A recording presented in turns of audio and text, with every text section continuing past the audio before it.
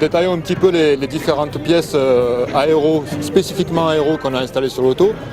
Tout d'abord un spoiler qui est en carbone, et donc très léger, qui nous permet de rajouter de la charge sur l'avant de l'auto afin d'avoir un meilleur grip lié à la charge aéro pour tout ce qui est virage rapide.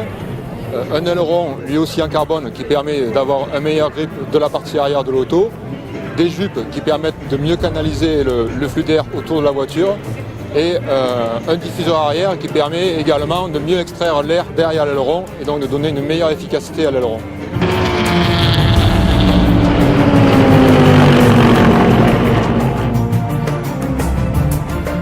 On se retrouvait avec une voiture qui a d'aspect extérieur pas énormément évolué parce qu'on voit toujours une R8 avec plus ou moins le même bouclier avant et la même arrière.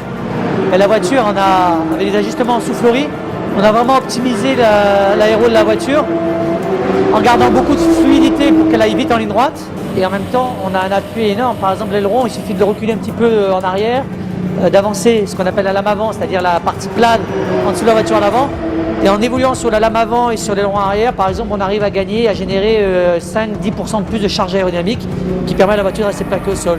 Donc sur l'ensemble visuel, c'est pas énorme la différence, même s'il y a un aileron qui est massif et imposant à l'arrière. Par contre, sur la façon dont la voiture évolue avec l'aéro, c'est vraiment devenu un step énorme.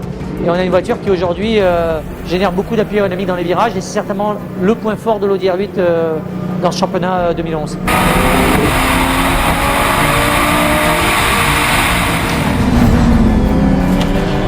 Sur le véhicule de course, on cherche bien évidemment à gagner le plus de poids possible. Et donc toutes les pièces de carrosserie vont être allégées, donc elles sont faites notamment en carbone pour ce qui est du capot avant et du capot arrière, mais également les intérieurs de porte, qui ne sont plus des intérieurs de porte de série très lourds, mais simplement une peau en carbone qui nous permet de gagner beaucoup de poids sur les portes, les capots avant, les capots arrière.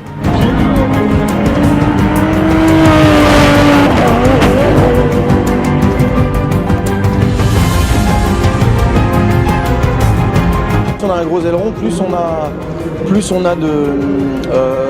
ça aide au freinage en fait. Voilà. Et ça aide aussi en passage de courbe rapide où plus on va vite, plus l'air appuie sur l'aileron et plus on a un train arrière stable. Par contre, plus on appuie sur l'aileron aussi, moins on a un train avant stable. Donc on doit vraiment régler, c'est assez fin comme réglage, on doit pas être gêné par l'avant et on doit avoir assez de grip à l'arrière pour pouvoir réaccélérer assez tôt. Donc le réglage de l'aileron arrière c'est indispensable.